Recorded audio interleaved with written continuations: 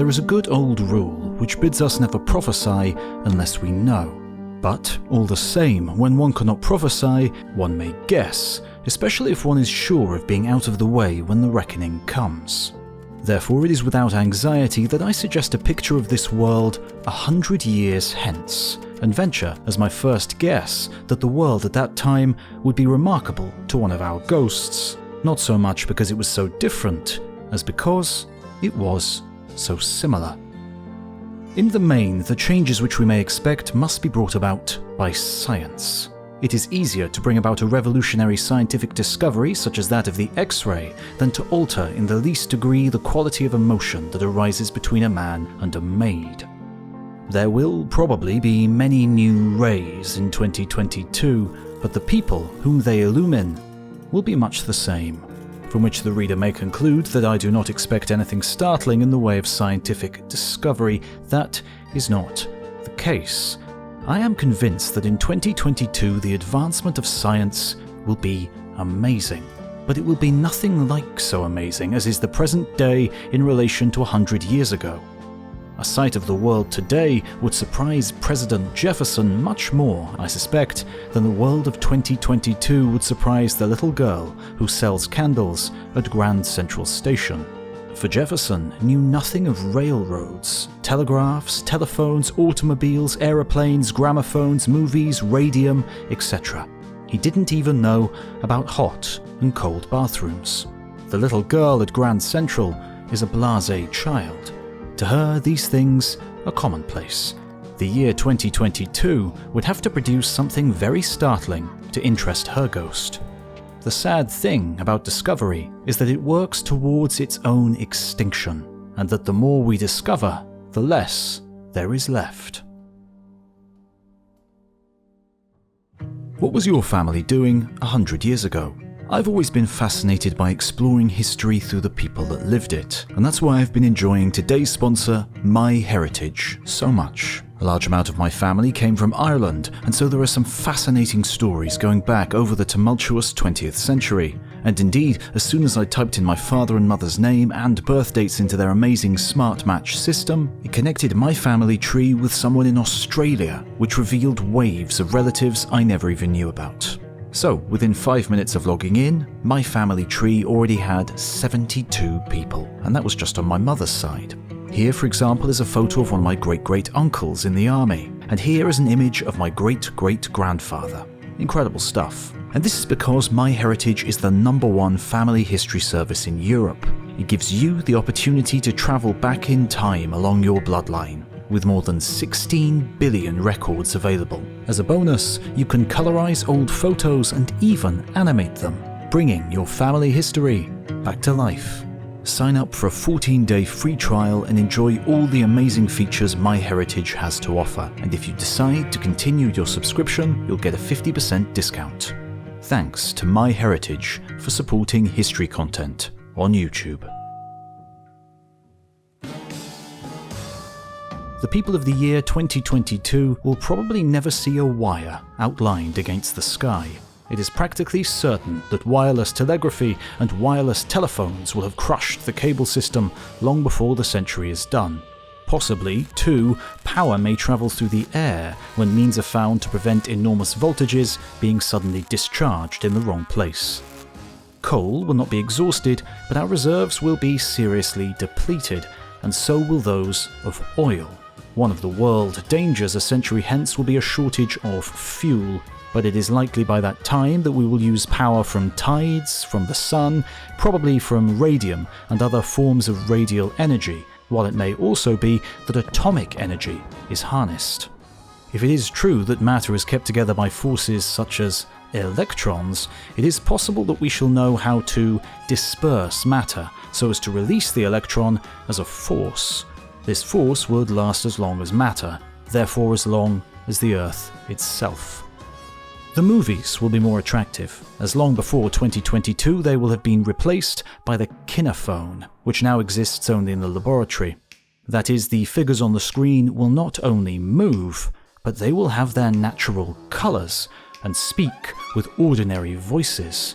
Thus, the stage as we know it today may entirely disappear. which does not mean the doom of art, since the movie actress of 2022 will not only need to know how to smile, but also how to talk. It is more interesting to ask ourselves what will be the appearance of our cities 100 years hence. To my mind, they will offer a mixed outlook, because mankind never tears anything down completely to build up something else. It erects the new while retaining the old. Thus, many buildings now standing will be preserved. It is conceivable that the Capitol at Washington, many of the universities and churches will be standing 100 years hence, and that they will, almost unaltered, be preserved by tradition. Also, many private dwellings will survive and will be inhabited by individual families. I think that they will have passed through the cooperative stage, which may be expected 50 or 60 years hence, when the servant problem has become completely unmanageable and when private dwellings organise themselves to engage staff to cook, clean and mend for groups. That cooperative stage will be the last kick of the private mistress who wants to retain in her household some sort of slave. In 2022, she will have been bent by circumstances, but she will have recovered her private dwelling, being served for 7 hours a day by an orderly. The woman who becomes an orderly will be as well paid as if she was a stenographer, will wear her own clothes, be called Miss, belong to her trade union, and work under union rules. Naturally, the work of the household, which is being reduced day by day, will in 2022 be a great deal lighter. I believe that most of the cleaning required today in a house will have been done away with. In the first place, through the disappearance of coal, in all places where electricity is not made, there will be no smoke, perhaps not even that of tobacco. In the second place, I have a vision of walls, furniture and hangings made of more or less compressed papier-mâché, bound with brass or taping along the edges. Thus, instead of scrubbing its floors, the year 2022 will unscrew the brass edges or unstitch the tapes and peel off the dirty surface of the floor or curtains. Then, every year a new floorboard will be laid. One may hope that standard chairs, tables, carpets will be peeled in the same way. Similar reforms will apply to cooking, a great deal of which will survive among old-fashioned people, but a great deal more of which will probably be avoided by the use of synthetic foods.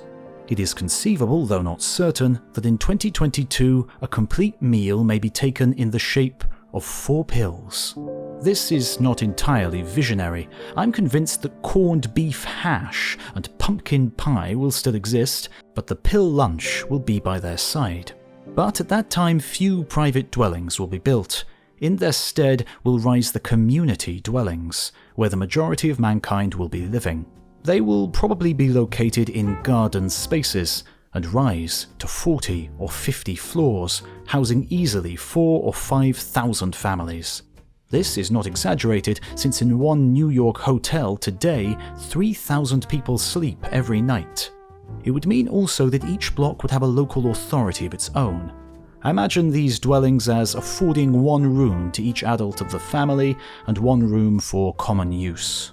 Such cooking as then exists will be conducted by the local authority of the block, which will also undertake laundry, mending, cleaning, and will provide a complete nursery for the children of the tenants.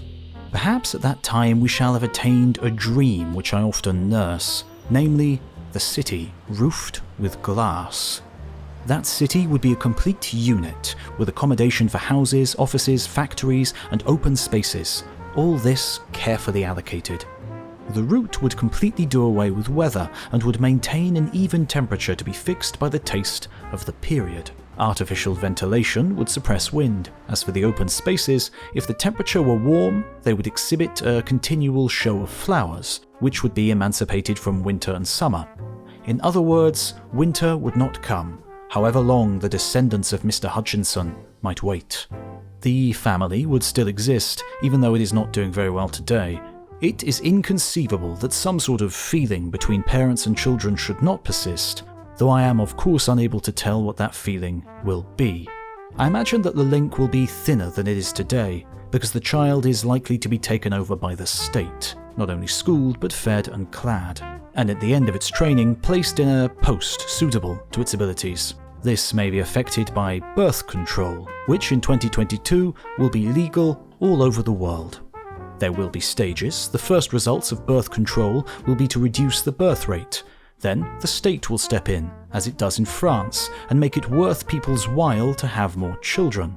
Then the state will discover that it has made things too easy and that people are having children recklessly.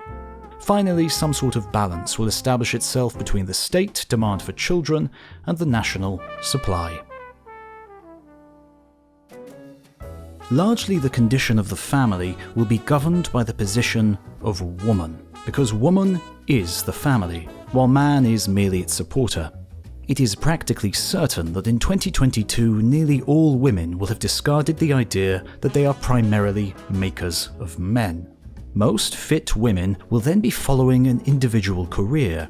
Positions will be open to them, and a great many women will have risen high. The year 2022 will probably see a large number of women in Congress, a great many on the judicial bench, many in civil service posts, and perhaps some in the president's cabinet. But it is unlikely that women will have achieved equality with men. Cautious feminists such as myself realize that things go slowly, and a brief 100 years will not wipe out the effects on women of 30,000 years of slavery. Women will work, partly because they want to, and partly because they will be able to. Thus, women will pay their share in the upkeep of home and family. The above suggestion of community buildings, where all the household work will be done by professionals, will liberate the average wife and enable her, out of her wages, to pay her share of the household work. Marriage will still exist much as it is, for mankind has an inveterate taste for the institution, but divorce will probably be as easy everywhere as it is now in Nevada. In view, however, of the improved position of women and her earning power, she will not only cease to be entitled to alimony, but she will be expected, after the divorce, to pay her share of the maintenance of the children. It does not follow that scientifically the year 2022 should fail to be amazing. I suspect that commercial flying will have become entirely commonplace. The passenger steamer will survive on the coasts, but it will have disappeared on the main routes and will have been replaced by flying convoys, which should cover the distance between London and New York in about 12 hours. As I am anxious that the reader should not look upon me as a visionary, I would point out that in an airplane collision which happened recently, a British passenger plane was travelling at 180 miles an hour, which speed would have brought it across the Atlantic in 18 hours. It is therefore quite conceivable that America may become separated from Europe by only 8 hours. The problem is mainly one of artificial heating and ventilation to enable the aeronauts to survive. The same cause will affect the railroads, which at that time will probably have ceased to carry passengers except for suburban traffic. Railroads may continue to handle freight, but it may be that even this will be taken away from them by road traffic, because the automobile does not have to carry the enormous overhead charges of tracks. Certainly food, mails, and all light goods will be taken over from the railroads by road trucks. As for the horse, it will probably no longer be bred in white countries. As regards the politics of 2022, I should expect the form of the state to be much the same. A few rearrangements may have taken place on the lines of self-determination. For instance, Austria may have united with Germany, the South American republics may have federated, but I do not believe there will be a superstate. There will still be republics and monarchies, possibly. In 2022, the Spanish, Italian, Dutch, and Norwegian kings may have fallen, but for a variety of reasons, either lack of advancement or something else, we may expect still kings in Sweden, Yugoslavia, Greece, Romania, and Great Britain. On the inside, these states may have slightly changed, for there prevails a tendency to socialization, which has nothing to do with socialism. Most of the European governments are unconsciously nationalizing a number of industries, and this will go on. One may therefore presume that in 2022, most states will have nationalized railways, telegraphs, telephones, canals, docks, water supplies, gas, and electricity. Other industries will exist much as they do today, but it is likely that the state will be inclined to control them, to limit their profits, and to calibrate between them and the workers. We find a hint of this in America at the moment in the Antitrust Acts. 100 years hence, the tendency will be much stronger. It is worth noting as an international factor that purely national industries have almost disappeared, and the work of the world will be in the hands of controlled combines, governing the supply of a commodity from China to Peru. Unfortunately, these international relations through trade are not likely to have perfected political conditions. There will still be war. The wars of that period may be a little less frequent than they are today, and may be limited by arrangements such as the Pacific Agreement, the agreement between Canada and the United States of America to leave their frontier unfortified, but it will still be there. I suspect that these wars to come will be made beyond my conception by new poisons, inextinguishable flames, and smoke clouds. In those wars, the airplane bomb will seem as out of date as is today the hatchet. War may ultimately disappear, but this lies beyond the limits of this article, and even beyond those of the mind.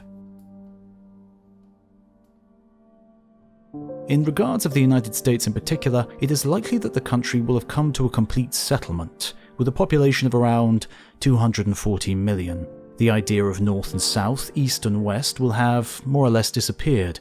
By that time, the American race will have taken so definite a form that immigration will not affect it. The American from Key West and the American from Seattle will be much the same kind of person. That is to say as regards race, but I feel that mentally the American of 2022 will have enormously changed. He is today the most enterprising creature in the world and is driven by a continual urge to make money. That is because the modern American lives in a country that is only partly developed, and where immense wealth still lies ready for him to make. In 2022, that will be as finished as it is in today's England. American wealth will then be either developed or known, and all of it will belong to somebody. There will be no more opportunity in America than there is in England today. Those Americans will know that it is practically certain that they will die in much the same position as the one in which they were born. They will have rebelled against long hours. The chances are that in 2022, few people will work more than 7 hours a day, if even that much. The effect of this, which I am sure sounds regrettable to many of my readers, in my opinion, will be good. It was essential that the American race should be capable of intense labor and intense ambition if it was to develop the vast country. But one result has been haste and overwork, all of which is bad for the nerves. I think that she will be a happier country than she is today. The appeal of wealth will be less because wealth will be difficult to attain, so those Americans to come will be producing literature infinitely more than they are producing today. It is not my business to congratulate the future, and I have no desire to do so, as it is impossible to say a thing is good or bad. All one can say is that it exists. But in case some of my readers feel repulsion when they contemplate my lunch pills or my nationalized railroads, to those I would say that they are perhaps unduly anxious.